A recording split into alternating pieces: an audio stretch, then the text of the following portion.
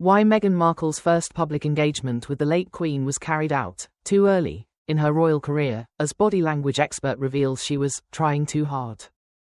When Meghan Markle married into the royal family in May 2018, she quickly had to familiarize herself with the extensive royal protocol a new princess is required to follow.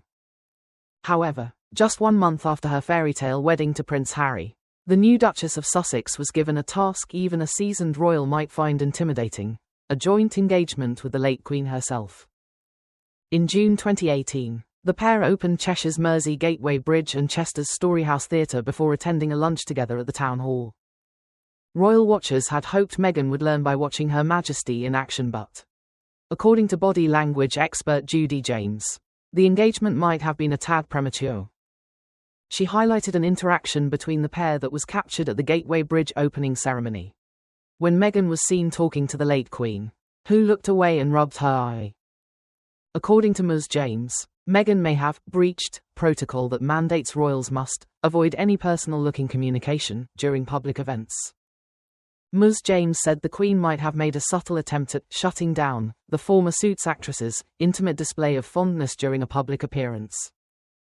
During a separate interaction, the Duchess lifted her hand to her mouth as though performing an act of whispering to the Queen, but Ms. James felt that, while this may have been a natural gesture, it could send the wrong message.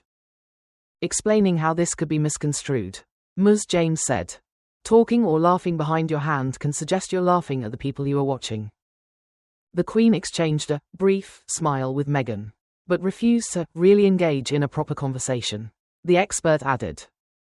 According to Ms. James, the Queen was trying to make sure they did not exclude any members of the public or make it look like they are distracted from or laughing at the children who are dancing.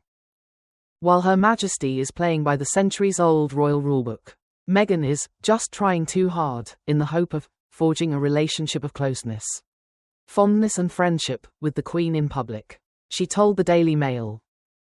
It was the first and only time Queen Elizabeth, then 92, and Meghan, then 36, would carry out an engagement together.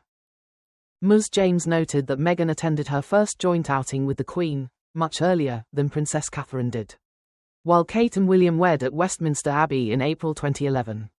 Her first engagement with the late monarch was not until March 2012. Kate appeared to be much more at ease with the very formal but attentive signals typical for a lady-in-waiting during her first joint engagement with Her Majesty. Meghan also seemingly broke 2 rules of royal etiquette during their outing in June 2018. According to the Royal Order of Precedence, individuals are not permitted to walk ahead of the monarch at any point. However, when Meghan greeted crowds on the streets of Chester, footage captured her striding in front of the Queen and grabbing a bouquet.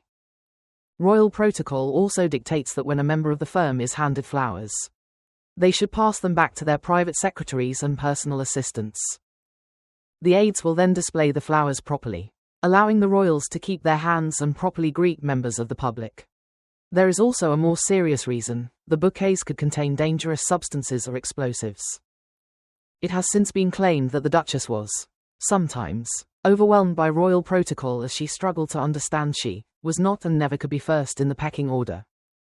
In his book Gilded Youth, royal biographer Tom Quinn claimed, Meghan hated the fact that she had to do what she was told and go where she was told in the endless and to a large extent pointless royal round.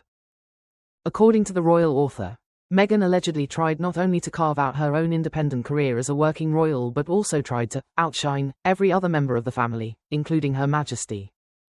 She was a global superstar but was being told what she could and could not do, what she could and could not say. She hated it.